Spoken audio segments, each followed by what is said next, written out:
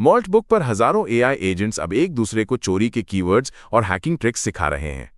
Agent relay protocol के जरिए ये एजेंट सीधे जुड़कर क्षमताओं की खोज और संदेश भेज सकते हैं। इससे सुरक्षा जोखिम बढ़ गए हैं क्योंकि गलत कॉन्फ़िगरेशन और लीक हुए क्रेडेंशियल्स तेजी से फैल रहे हैं। क्या बाइनेंस ने अक्टूबर की क्रिप्टो मार्केट क्रैश को और भी बदतर बना दिया था? पूर्व सीईओ चंगपिंग झाओ ने इन दावों को फार-फेच्ड बताया और कहा कि बाइनेंस केवल यूएसडी स्टेबलकॉइन के अस्थायी डिपेग का कारण था।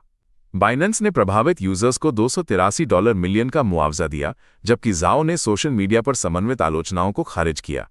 OKX के संस्थापक स्टार एक्सयू ने कहा कि अक्टूबर में बिटकॉइन की भारी गिरावट बाइनेंस की गैर जिम्मेदाराना रणनीति के कारण हुई थी। उन्होंने USDE टोकन के लेवरेज लूप को मुख्य वजह बताया, जिससे $19.16 बिलियन की लिक्विडेशन हुई।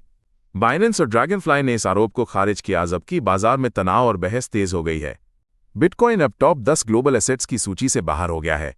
इसकी मार्केट कैप $1.57 ट्रिलियन पर आ गई है और रैंकिंग 13वें स्थान पर पहुंच गई है।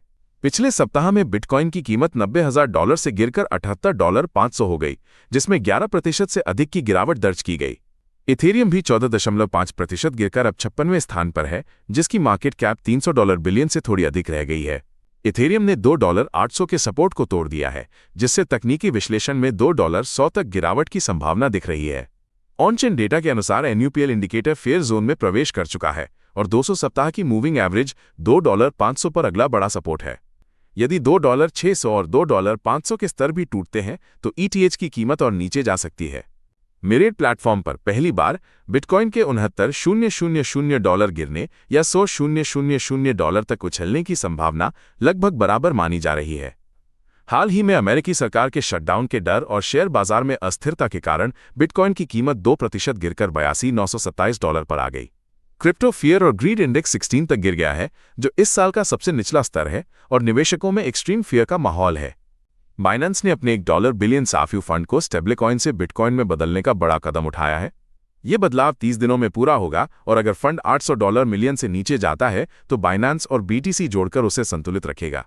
हालांकि अक्टूबर 10 की बड़ी मार्केट क्रैश के बाद यूजर्स का भरोसा अब भी डगमगाया हुआ है और यह कदम विश्वास बहाली के लिए काफी नहीं माना जा रहा है। 19 जनवरी 2026 को क्रिप्टो बाजार में तेज गिरावट ने निवेशकों को चौंका दिया। बिटकॉइन और इथेरियम की कीमतों में भारी गिरावट आई, जिससे $1.8 अरब की जबरन लिक्विडेशन हुई।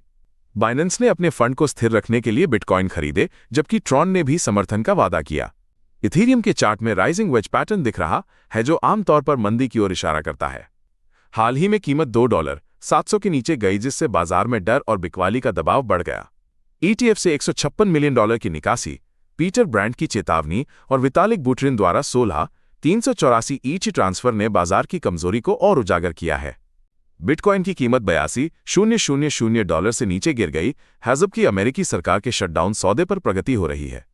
बाजार में डर बना हुआ है क्योंकि ट्रेजरी कैश बैलेंस बढ़ने और ETF से $1 बिलियन की निकासी ने लिक्विडिटी को और कमजोर किया है। विशेषज्ञों के अनुसार यह गिरावट पैनिक सेलिंग नहीं बल्कि मैक्रो लिक्विडिटी दबाव का परिणाम है, जिससे क्रिप्टो और पारंपरिक दोनों बाजार अस्थिर बने हुए हैं।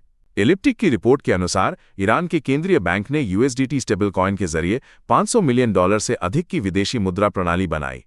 अप्रैल और मई 2025 में खरीदे गए USDT को नोबिटेक्स एक्सचेंज और क्रॉस चेन ब्रिज के माध्यम से घरेलू बाजार में डाला गया, जिससे पारंपरिक बैंकिंग सिस्टम को बाईपास किया गया। ये रणनीति प्रतिबंधों से बचने के लिए डिजिटल डॉलर नेटवर्क पर आधारित थी, लेकिन ब्लॉकचेन की पारदर्शिता के कारण सभी ट्रांजैक्शन ट्रेस किए जा सकते हैं।